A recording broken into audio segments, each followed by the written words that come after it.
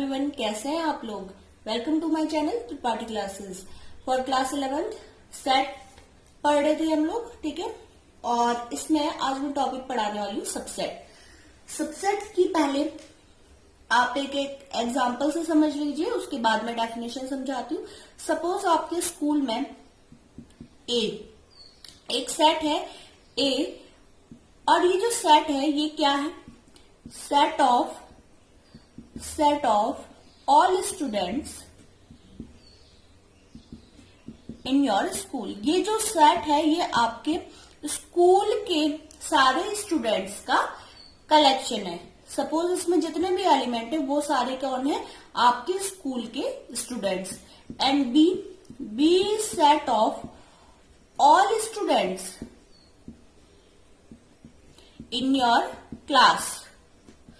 और बी में जो एलिमेंट है वो कौन है, वो सब है जो आपकी क्लास के स्टूडेंट है। तो इसका मतलब क्या हुआ, इसका मतलब साफ है कि बी में जितने भी एलिमेंट हैं वो ए में मौजूद होंगे। क्यों? क्योंकि ए में सारे वो स्टूडेंट है जो स्कूल में है। और स्कूल में कौन इंक्लूड है, आपकी क्लास इंक्लूड है। तो ऑब्वियसली आपकी क्लास के जो स्टूडेंट हैं वो सारे के सारे ए में आएंगे, है ना। तो इसका मतलब क्या हुआ, आप सीधे ये बोल सकते हो बी इज सबसेट ऑफ ए। मतलब बी के जितने एलिमेंट हैं वो ए में मौजूद है, ठीक है। इन केस बी एक ऐसा सबसेट होता जो क्या होता, B is set of all students in other school, ठीक है। B set of students in other school, दूसरे स्कूल के स्टूडेंट्स का एक सेट है बी। तो क्या होगा, क्या बी बी में जितने एलिमेंट है वो ए में आएंगे? नहीं आएंगे। तो आप क्या कह सकते हो, B is not subset of A. तो सबसेट का मतलब आप लोग समझ गए होंगे। सबसेट होने का मतलब क्या होता है कि किसी एलिमेंट में किसी भी सेट में जितने एलिमेंट है वो सब किस में मौजूद होने चाहिए, पहले वाले में होने चाहिए, जिसके लिए कह रहे हैं कि ये इसका सबसेट है। अब डेफिनेशन से देख लीजिए, a set A is said to be a subset of set B if every element of A में जितने एलिमेंट है is also an element of B। इसको आप सीधे क्या लिख सकते हो, A is subset of B। Suppose A का एक एलिमेंट है small a belongs to A। तो इसका मतलब ये भी हो सकता है कि small a belongs to B। अगर ए सबसेट है बी का और स्मॉल ए एलिमेंट है ए का, small A belongs to A, that implies A also belong to B, ठीक है। अब इसी हिसाब से एक और चीज हो सकती है, अगर जो सेट ए है वो सेट ए आपकी क्लास के स्टूडेंट्स का है और सेट बी भी आपकी क्लास के स्टूडेंट्स का है। तो इसका मतलब क्या हुआ, ए सबसेट ऑफ बी, जितने आपकी क्लास में स्टूडेंट हैं वो अपने आप के भी तो सबसेट होंगे। एंड बी सबसेट ऑफ, क्या कह सकते हो आप, ए, ठीक है।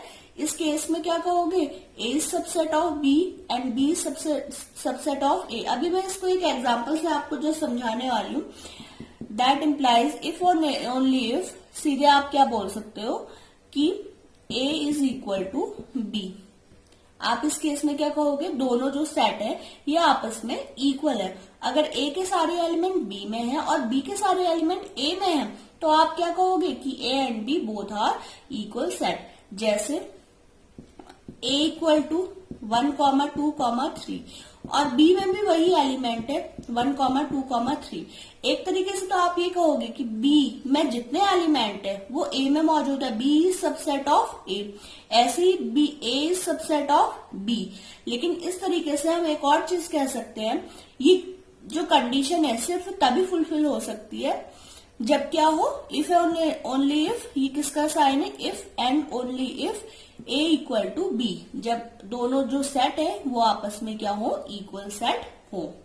ठीक है, तो इसकी कुछ एग्जाम्पल देख लेते हैं। और एक इंपॉर्टेंट चीज, कोई भी सेट हो, सपोज यहाँ पे कोई भी सेट हो, suppose A is set of natural number, ठीक है, A is set of natural number. तो नेचुरल नंबर का जो सेट है, ठीक है, उसका एक सेट हमेशा कौन होगा, 5 जरूर होगा। कहने का मतलब है कि जो नल सेट होता है, ठीक है, नल सेट जितने भी सेट है उन सबका एक सबसेट होता है नल सेट। तो ये जरूर इसको क्या करेगा, 5 इज सबसेट ऑफ ए। ये हर सेट के साथ एक कंडीशन है कि नल सेट होता क्या, जिसमें कोई एलिमेंट ना हो। अब वो कोई एलिमेंट ना हो किसी भी सेट में, सपोज सेट है AEIOU, अब इसके अलावा इसमें कोई एलिमेंट है नहीं है, इसमें अब कोई एलिमेंट नहीं है, तो कोई एलिमेंट नहीं होने वाला सेट मतलब 5। तो ये 5 क्या करेगा, 5 इज सबसेट ऑफ ए। तो ये जो नहीं होने वाला एलिमेंट है ये भी किसका सबसेट होगा, ए का एलिमेंट होगा। तो ये बात समझ में आई आपको। अब जिस सेट में सिर्फ एक ही मेंबर होता है उसको क्या कहते हैं, सिंगलटन सेट। ठीक है, जिस सेट में सिर्फ एक ही, ये वाली ये भी पता होना चाहिए, सिंगलटन सेट। सिंगलटन सेट किसको कह रहे हैं, सपोज ए एक ऐसा सेट है जिसमें सिर्फ एक एलिमेंट है 2, तो ये 2 है ना, सिर्फ सिंगल एलिमेंट है, तो उसको क्या कहेंगे, सिंगलटन सेट। तो इस पे बेस्ड एक छोटा सा एग्जांपल कर लेते हैं। ठीक है, सपोज 5 इक्वल टू गिवन है, यहाँ पे 5 एक सेट गिवन है 5 और एक सेट गिवन है a इक्वल टू 1,3, दूसरा सेट हमें गिवन है b equal to 1,5, b equal to 1,5,9 and तीसरा सेट एक और हमें गिवन है 1,3,5,7,9। ठीक है, ये हमें 3 सेट 1, 2, 3, 4 सेट हमें गिवन है और ये बताना है कि कौन किसका। देखिए इस तरीके से एग्जाम्पल नंबर 9 है ये आपकी एनसीईआरटी की बुक में, पेज नंबर 10 में। तो यहाँ पे आपको जस्ट ये बताना है कि इनके बीच में साइन कौन सा आएगा। पहला है 5 डैश डैश बी। ठीक है, 5 डैश डैश बी। अब आपको ये बताना है कि यार 5 मतलब नल सेट बी को बिलोंग करता है। अभी मैंने बताया था कि नल सेट सबको बिलोंग करता है। जो नल सेट है, सॉरी, नल सेट सबका एक क्या होता है, सबसेट होता है। नल सेट अपने आप में, क्योंकि ये क्या होता है, कुछ नहीं, इसमें कोई भी एलिमेंट नहीं होता, और जिसमें कोई भी एलिमेंट ना हो तो सबका क्या हो सकता है, सबसेट हो सकता है। तो बी इज सबसेट ऑफ ए। ठीक है, ये सारे सेट का एक क्या है, सबसेट है। अगला एक और है इसमें क्वेश्चन इस तरीके से, ए डैश डैश बी। अब इसमें भी आपको बताना है कि सबसेट है कि नहीं। देखते हैं ए में कितने एलिमेंट है 1,3 एंड बी में कितने एलिमेंट है 1,5,9। यहाँ पे सिर्फ 1 कॉमन है, लेकिन हमें यहाँ कॉमन नहीं देखना है, हमें ये देखना है क्या 1 में सारे एलिमेंट जो है वो बी में मौजूद है, नहीं है। तो आप क्या कहोगे, A is not subset of B. ठीक है, क्योंकि यहाँ पे जो 3 है, जो 3 है, 1 तो मिल रहा है लेकिन 3 यहाँ पे मौजूद नहीं है, तो A is not subset of B. Third इसका क्वेश्चन था इस तरीके से, ए डैश डैश सी। अब इसमें भी बताना है क्या ए में जितने एलिमेंट है वो सी में मौजूद है। ए के एलिमेंट 1,3। अब सी में देखिए 1,3 ये देखिए आ रहा है 1,3, इनसे कोई मतलब नहीं 5, 7, 9 से, लेकिन अगर ए के जितने सारे एलिमेंट है इसमें आ रहे हैं तो आप क्या कहोगे, ए इज सबसेट ऑफ सी। ऐसे ही फोर्थ इसका था बी डैश डैश सी। देखते हैं बी और सी का कंपैरिजन करते हैं। बी में है 1,5,9, ठीक है, बी में आ रहा है 159, क्या यहाँ आ रहा है 159। हाँ, बी के जितने एलिमेंट है वो सी में तो है, तो आप क्या कह सकते हो, बी इज सबसेट ऑफ सी, ठीक है। लेकिन ये कंडीशन सबके साथ पॉसिबल नहीं है कि बी के सारे एलिमेंट सी में तो है, लेकिन जरूरी नहीं कि सी के सारे एलिमेंट भी बी में हो। वो सिर्फ किस कंडीशन में हो सकता है, जब दोनों सेट आपस में इक्वल सेट हो। सपोज यहाँ पे बी 1,5,9 है और सी भी क्या होता है 1,5,9, 159, ये तीनों एलिमेंट भी सी के, बस सी में तीन ही एलिमेंट होते हैं 159, तो आप उस कंडीशन में क्या बोलते, B belong to C, sorry B is subset of C and C is subset of B, और इस केस में आप क्या कहते हैं, बी इक्वल टू सी, दोनों आपस में क्या है, एक इक्वल सेट है, ठीक है। तो ऐसा इसमें कुछ इक्वल सेट वाला आया नहीं है। अगला एक देखिए, इसमें एक कंसेप्ट छोटा सा और बताना है आपको। इसको बताने से पहले देखिए, नेचुरल नंबर्स की बात अगर करें, रियल नंबर नेचुरल नंबर की, तो इसमें क्या होता है, एन क्या होता है, कैपिटल एन होता क्या है, सेट ऑफ नेचुरल नंबर, ठीक है। Capital N is set of natural number. अब ये जो सेट ऑफ नेचुरल नंबर है, ये किसका सबसेट होता है, ये सबसेट होता है इंटीजर्स का। इंटीजर्स में क्या आते हैं, नेगेटिव एंड पॉजिटिव नंबर, ठीक है, जीरो भी आता है। तो नेचुरल नंबर हमेशा किसका सबसेट होता है, इंटीजर्स का, सेट ऑफ इंटीजर्स का, ठीक है। अब जो ये इंटीजर है, ये किसका सबसेट हो सकता है, इंटीजर किसका सबसेट हो सकता है, हमेशा ये सबसेट होता है किसका, क्यू का। क्यू मतलब रैशनल नंबर। क्यों, क्योंकि इंटीजर में जितने भी नंबर होते हैं वो सब क्या होते हैं, रैशनल नंबर होते हैं। तो ये सबसेट होता है जेड किसका, रैशनल नंबर का। ऐसे ही क्यू किसका सबसेट होता है, रैशनल नंबर का। मतलब क्या होता है, रैशनल नंबर अपने आप में क्या होते हैं, रियल नंबर होते हैं। तो rational number is subset of R, ठीक। अब ये चीज आपको पता होनी चाहिए, कंपटीशन के बेसिस पे भी ये सारी चीजें आती हैं कि नेचुरल नंबर किसको नेचुरल नंबर सबसेट है जेड का, और जेड मतलब इंटीजर, और द सेट ऑफ इंटीजर ये किसको का सबसेट है, क्यू का। क्यू मतलब रैशनल, क्यू मतलब यहाँ पे रैशनल नंबर, और जो क्यू है ये सबसेट किसका होना चाहिए, रियल नंबर का, ठीक है। अब ऐसे ही अगर टी की बात करें, टी यहाँ पे क्या है, इरेशनल नंबर, लेकिन इरेशनल नंबर भी तो अपने आप में क्या होते हैं, रियल नंबर होते हैं। तो T is subset of R, T भी सबसेट ऑफ आर है और क्यू भी सबसेट ऑफ आर होता है।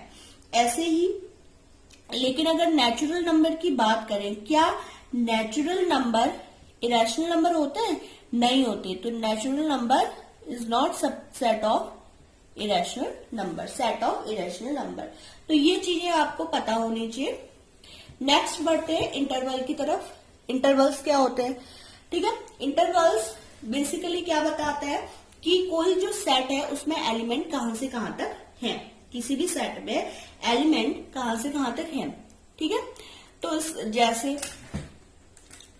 आप कह रहे हो कि x is such that all x x is such that, इसका एग्जाम्पल इस तरीके से होना चाहिए, all X are even natural number, even natural number, ये कह रहे हो आप। और इसके अलावा इसमें एक चीज और है कि क्या जो x की लिमिट है ये आप बता रहे हो 2 से लेके 8 तक, ठीक है।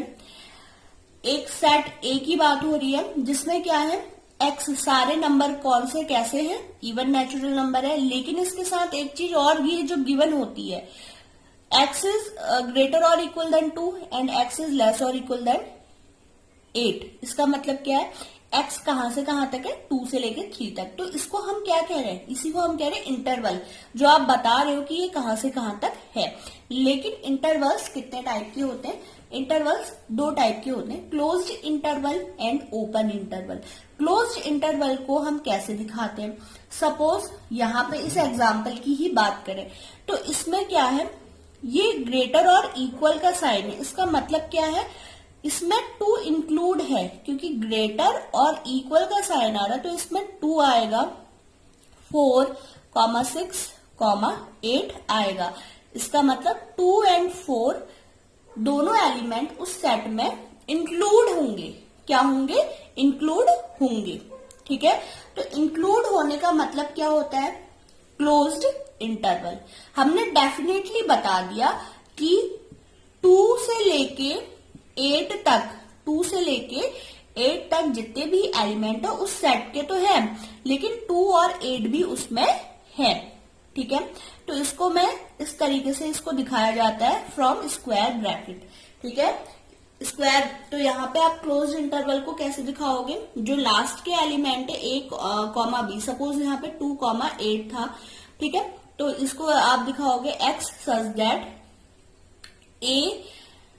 x ग्रेटर और equal than a and less और इक्वल देन b। अब बात आती है ओपन इंटरवल की। ओपन इंटरवल में अगर यहाँ पे कौन ना होता, यहाँ पे इक्वल का साइन ना होता, आप कहते x is greater than 2 and less than 8। इसका मतलब क्या है, x नेचुरल इवन नंबर तो है, लेकिन x कैसा है, x 2 से बड़ा है और 8 से छोटा है, जिसमें 2 और 8 नहीं आ रहे। बात समझ गए आप, x 2 और 8 के बीच में तो आ रहा है, लेकिन इसमें 2 और 8 इंक्लूड नहीं है, और जहां पे इंक्लूड नहीं होता उसको बोलते हैं ओपन इंटरवल। तो यहाँ पे ओपन इंटरवल के केस में आप कैसे दिखाओगे इसको, 2, 8, 2 और 8 एक्सक्लूड है। यहाँ पे 2 एंड 8 इंक्लूड थे, यहाँ पे 2 एंड 8 एक्सक्लूड होंगे। तो इसको हम सिंपल एक ब्रैकेट से दिखाते हैं, a, b equal y such that y is less than a, y is greater than a and less than b। ठीक है, इसमें इक्वल का साइन नहीं है, लेकिन यहाँ पे क्या है, equal and less than, equal and greater than, इसका साइन है। ठीक है, अब अगर इसको रियल नंबर पे दिखाना हो, रियल नंबर लाइन पे दिखाना हो कि ये इंटरवल कैसे है, ठीक है, तो आप इसको सिंबॉलिकली दिखा सकते हो। अगर आप ऐसे ओपन सर्कल बना रहे हो, ओपन सर्कल मतलब ओपन सर्कल, ओपन इंटरवल, तो अगर x कैसा है, a से लेके b तक, इसकी लिमिट जा रही है a से लेके b तक, इसका इंटरवल a से लेके b तक है, जिसमें a और b इंक्लूड नहीं है, तो यहाँ पे आप क्या दिखाओगे, ओपन सर्कल। अगर a और b जैसे वहां पे 2, 8 इंक्लूडेड थे, तो आप इसको क्लोज सर्कल, क्लोज सर्कल मतलब एक पूरा कंप्लीट डॉट से दिखाओगे। अगर यहाँ पे हो सकता है कि 2 को तो इंक्लूड कर रहे हैं, ठीक है, तो यहाँ पे लिमिट मैं इस तरीके से दिखा रही हूं, 2x इज ग्रेटर और equal than 2 but less than 8। इसका मतलब क्या हुआ, इसमें 8 इंक्लूड नहीं है बट 2 इंक्लूड है, तो आप क्या करोगे, यहाँ पे लगा दोगे स्क्वायर ब्रैकेट, 8 और यहाँ पे क्या लगा दोगे, सिंपल ब्रैकेट। तो ऐसे ही मैंने इसको यहाँ पे दिखाया है। ये क्या है, यहाँ से क्लोज है, यहाँ से ओपन, ओपन क्लोज्ड इंटरवल। यहाँ पे क्या है, इसी तरीके से अगर 2 लेस देन क्या है, x is greater than 2 but less और इक्वल देन 8। इसका मतलब क्या है, यहाँ पे 2 एक्सक्लूडेड है, 2 यहाँ पर नहीं आएगा इंटरवल में, 2 से जितने भी बड़े एलिमेंट है वो आएंगे, 8। यहाँ पे मैंने क्लोज इंटरवल लगा दी, क्लोज, यहाँ पे हम कह रहे हैं तो 8 क्या है यहाँ पे इंक्लूडेड है, यहाँ पे 8 इंक्लूडेड है लेकिन 2 इंक्लूडेड नहीं है। तो यहाँ पे खिड़की का जैसा साइन है, यहाँ पे आप कह सकते हो क्लोज्ड, और खिड़की कैसी हो सकती है, बंद हो सकती है ना, तो क्लोज होने का मतलब क्लोज। तो यहाँ पे अगर आप इस तरीके से बना रहे हो तो एक क्या बना रहे हो आप, क्लोज्ड विंडो बना रहे हो। इस तरीके से आप इसे समझ सकते हो। अगला एक कंसेप्ट आता है, ये तो बात हो गई इंटरवल क्लोज्ड एंड ओपन। अगला कंसेप्ट आता है पावर सेट का। पावर सेट क्या है, ठीक है, देखते हैं पावर सेट को भी।